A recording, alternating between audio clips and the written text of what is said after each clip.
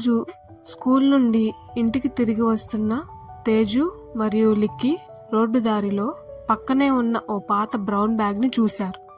దాన్ని చూడగానే అది డబ్బా అని తేజు నెమ్మదిగా అడిగింది. లోపల చూసింది. అది డబ్బే. నోట్ల కట్టలే కనిపించాయి. వాళ్ళిద్దరూ ఎప్పుడూ చూడనంత డబ్బు. లిక్కీ చుట్టూ చూసింది. ఇక్కడ ఎవరూ లేరు, మనం తీసుకుందామా అని లిక్కీ అడిగింది. తేజు కొంచెం ఆలోచించి, ఇది మనది కాదు కదా, ఎవరో పోగొట్టుకున్నారు. కొద్దిసేపు ఇద్దరూ వాదించిన తరువాత వారికి టీచర్ నిన్న చెప్పిన మాట గుర్తొచ్చింది. నిజాయితీగా ఉండడం కష్టం, కానీ చివరికి అదే ఉత్తమం. వారు బ్యాగ్ ని దగ్గరలోని పోలీస్ స్టేషన్ కు తీసుకెళ్లారు. అక్కడ ఉన్న పోలీస్ ఆఫీసర్ ఆ బ్యాగ్ తెరిచి ఆశ్చర్యంగా చూశాడు.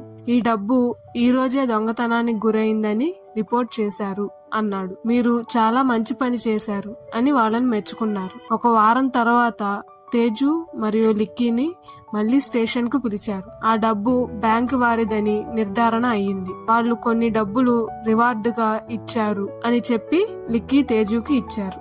అంతా వారు ఉంచుకోలేదు. ఆ డబ్బుతో క్లాస్మేట్స్ కి స్నాక్స్ కొనిపెట్టారు. ఎందుకంటే డబ్బు దొరికింది అదృష్టం, కానీ నిజాయితీని ఎంచుకోవడం అది నిజమైన గొప్పతనం.